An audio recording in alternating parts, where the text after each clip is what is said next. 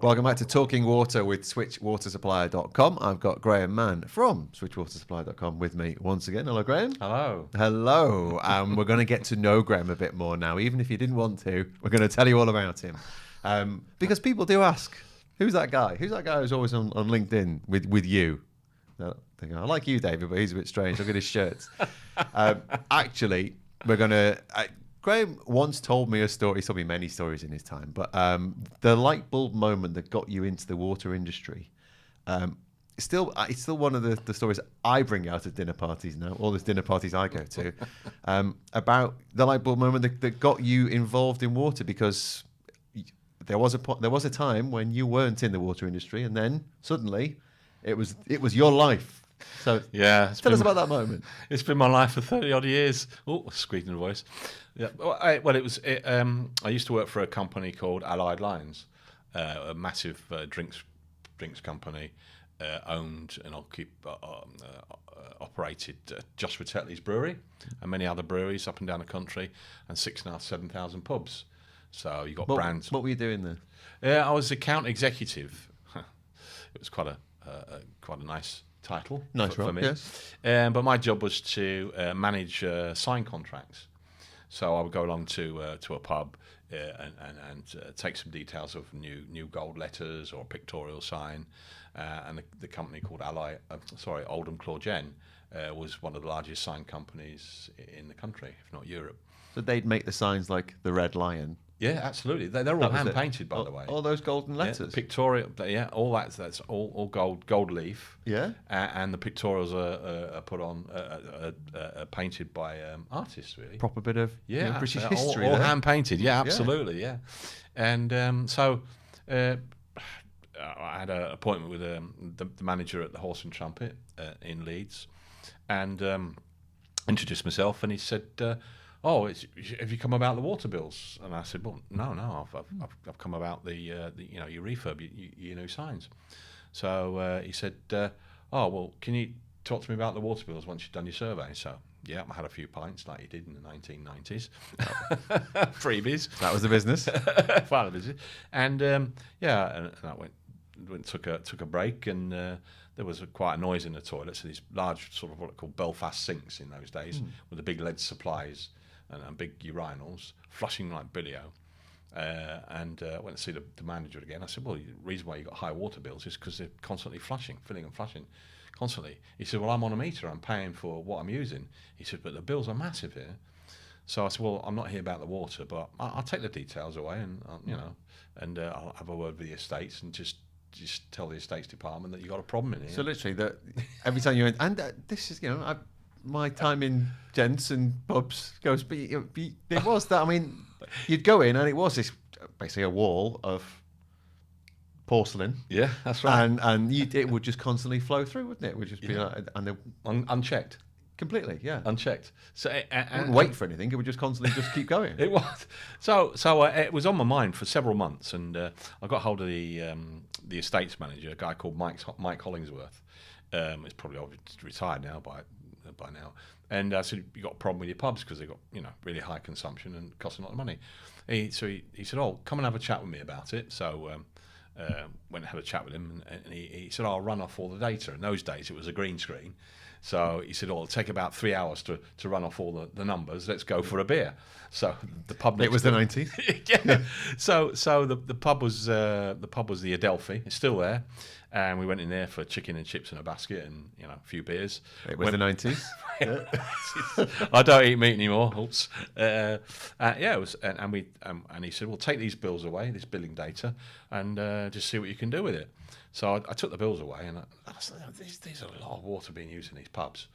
And so I took the top one, which is a Horse and Trumpet, and I rang Mike up, and I said, you need to get some sort of control device on your urinals. And in those days, I think the pubs were opening from 12 till 2 and then shut till 5 till 10, something like that. Not like the 24 hours nowadays. So even in between, this is flushing 24 hours a day. 7 days a week. Yeah. So he said, well, what sort of device you propose? I said, you need some sort of electronic time clock fitted to a valve and program it to flush every 35, 40 minutes when the pub's open, when it's shut them down. And he said, "Oh, how much are they then?" And I said, "Well, I haven't made one yet." He said, "Well, can you sort of make one and then let's put it on trial and see what happens to it?" So I remortgaged the house, As you do. like you know, Which is quite more difficult in the 90s. We're talking about, this is a difficult situation. 14% mortgage rate, Yeah. I have to tell you. My wife was pretty cheesed off about the whole affair.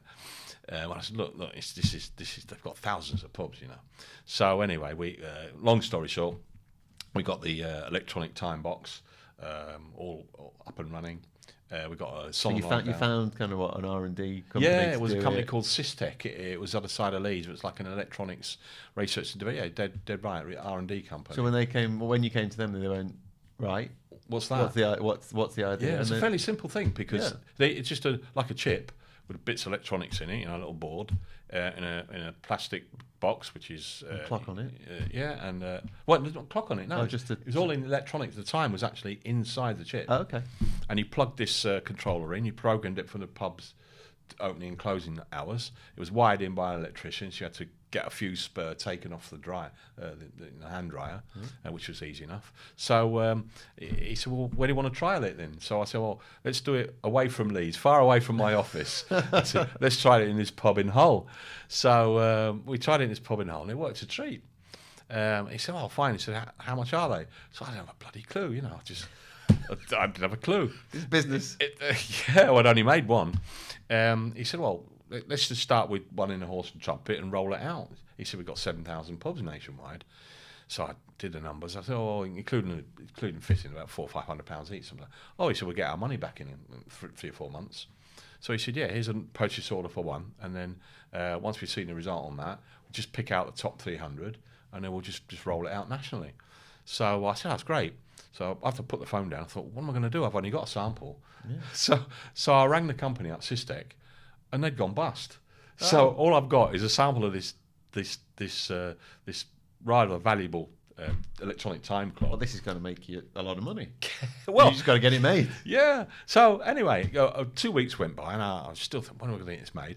And anyway, the call came in one evening at home, and a guy called Paul Dixie, who was the director of the company that went bust, and he was the one that actually invented it and put it all together and made it. You see, he said, "Oh, Graham, how you doing?" I said, "Oh, I'm glad you're wrong. Are you working?" He said, "That's what I'm ringing you about." He said, "You made that box, but do you want any?" And I said, "Yeah, I want a few thousand actually." He said, "Well, I'm out of work. David, who was the production director, he's out of work because the company's shut down. Yeah. We can manufacture those in our cellar." Okay.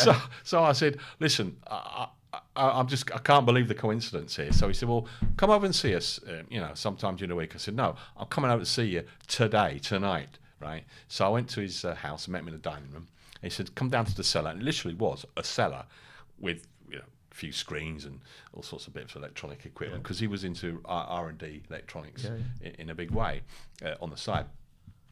So I said, "Well, how much are they?" He said, "Well, I had a word with David. We can make them, I don't know what it cost, 40 quid.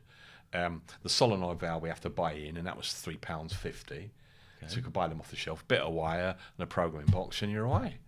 And I said, "Right, okay." He said, "But shall we go with it?" I said, "Look, I've got one." But he said, "Yeah, we need to make more than one." I said, "Look." So that's the gamble. You can't just make one to go in the horse and trumpet. You've got to make 300. I need knowing it's going to work. Yeah, I need the stock. So I said, "Look, let's have 300." I had a huge overdraft at the time, and it was interest rates were high. So I just went for it, Dave. I just went for it. Anyway, it was a good thing because they both had jobs. We set up a business with them. Anyway, moved on from there, and we rolled them out to literally the whole of. So what were these pubs saving then? Oh, the water bills are coming down 80-90%. Wow. There was just nothing else about in the industry, nothing at all. The water consumption just plummeted. I had an electrician going around fitting them and everything else like that. And it was really, really good. And then he called me back and he said, "I want you to meet the chief brewer." I said, "What for?" He said he's got a problem with his water in the brew house. So, right, okay. So I just took it on the chin and said, right, okay, I'll go in and see him. So I went to see the chief engineer in Tetley's brewery. And he said, yeah, we've got a problem. We use a lot of water in the barrel wash and in the production, everything else like that. And he said, we get most of our water from a borehole. There's 2 boreholes, Joshua Tetley's, before it shut down. Yeah. And I just looked at it and thought, well, I don't know anything about this. Yeah. What I have to do is come up with a solution. So he said, well, what we need to do is I'll show you around what we do and what we use the water for the process, and you come up with a solution. I said, yeah, fine. Yeah. So I agreed a consultancy rate, so much an hour, there and then, which it's great doing business in those days. You know, he said, I will get you a PO. I'll just go through Mike, you know, at head office. And I just walk around with a clipboard. And what we did was the first wash with the beer barrels is always where all the muck comes from, right? So you got the first wash and you screen and dump that, and you got the second wash, you screen, which is much better, and then you got the rinse. So what I figured was the rinse was the cleanest one. So what we did was we used the rinse for the first wash, and that cut the water consumption down by 30%.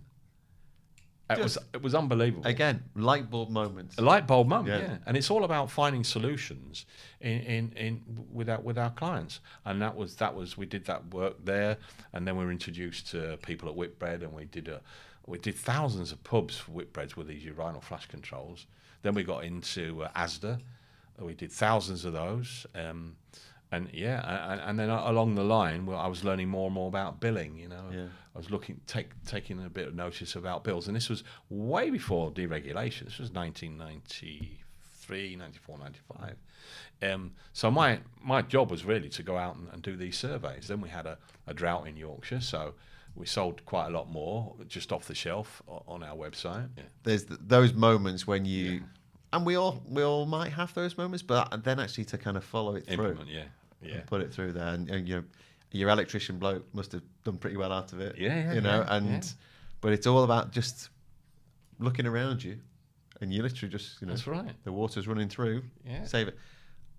And, you know, they're everywhere now. You see them. You still see those devices. It's industry standard. Yeah, they've moved on from there, because we also then got involved with. PIRs, passive infrared detectors, because the pub's open 24/7. So your detector in the toilet detects movement. It delays 30 minutes and then fills and flushes and switches off. And these started off to be mains powered, but then we designed and invented a battery powered version. So it's a little box with a PIR in the middle. We devised these battery-powered ones, wired it into what's called a magnetic latching valve. There was no power at all, and the battery life was like 10 years. And what I figured out, I thought, well, actually, what we want to do is have the battery life for 5 years and replace the power packs. Then we do a service visit, and we can call, you know. So then we got involved in McDonald's and Burger King and you know, Midland Bank and all these sorts of big companies, and we were selling literally thousands of these battery-powered urinal flush controls. I think the biggest contract we got in the public sector was Durham County Council, and we must have put 3,000 or 4,000 of these units in, and it just ballooned from there. And then the customers are saying, "I've got a problem with this bill. I seem to be using a high lot of water. I've got controls in, but I said, I'll have a look at it. I'll have to do a survey." "Oh, well, can you come and do a survey and submit a report as to why I'm still losing water when you put controls in?"